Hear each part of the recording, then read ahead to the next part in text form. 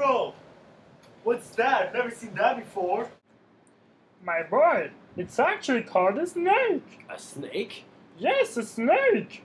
Aren't those really slow? How do they survive in nature?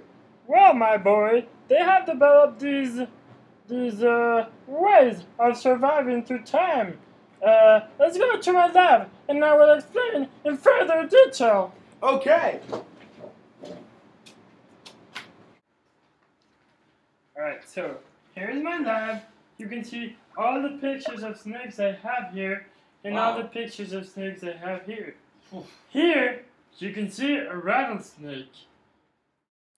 This snake has developed a really interesting trait. It's rattle.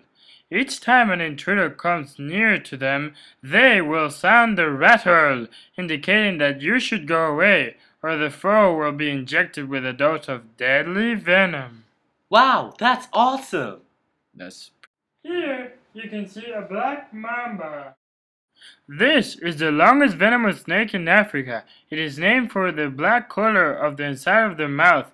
In contradiction to what you said about snakes being slow, this snake can reach 16 to 20 kilometers per hour, and it has the reputation for being the most aggressive and highly venomous, and it's among the most venomous land snakes in the world. Wow. So, my child, have you got any questions so far? How is this all possible? Well, there's one little thing that a lot of people know. It's called evolution. Evolution? Yes. Let's take a look. Let's take a look. I will show you how evolution works. Here, I have a great picture. It's an example of coral snakes and king snakes. Let me show you the picture and demonstrate how evolution works.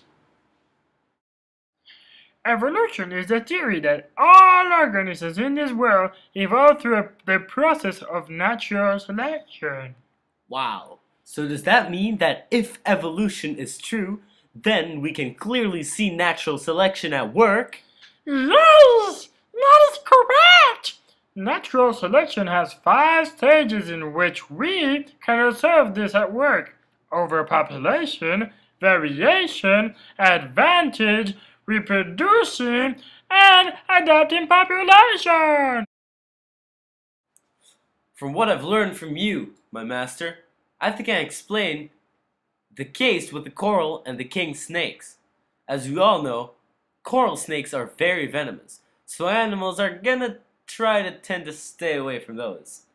King snakes aren't venomous like coral snakes, but if you look like a coral snake, animals won't be able to tell that you're not venomous. So let's look how natural selection did this. Like all organisms, king snakes tend to overpopulate, just like any other organism. Every once in a while, a king snake with a variation is born. So if one is born that looks a bit like a coral snake, they will probably live longer, and this is a nice advantage to have. If you live a little bit longer, you have more chance to reproduce and pass on your genes. Over time, the king snakes that look like coral snakes will become a majority, and this is how the population adapts.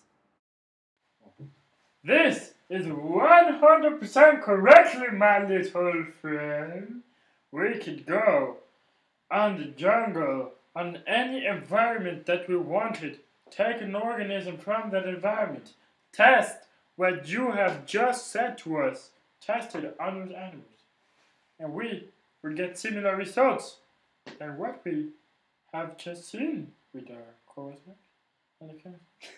So, the word evolution is such a solid theory, and is so widely accepted.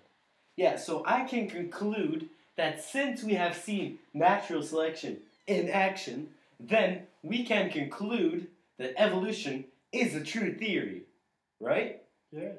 So, thank you, Master, for teaching me such awesome things about evolution and stuff. Yeah. And I will make sure that I go out into the world and show all of my bros and everything who doesn't know about this awesome thing yet, and I'll show them about evolution, and they'll say like, wow, that's amazing. You will educate people like I just educated you. Yes. Go. and be with Darwin. Bye.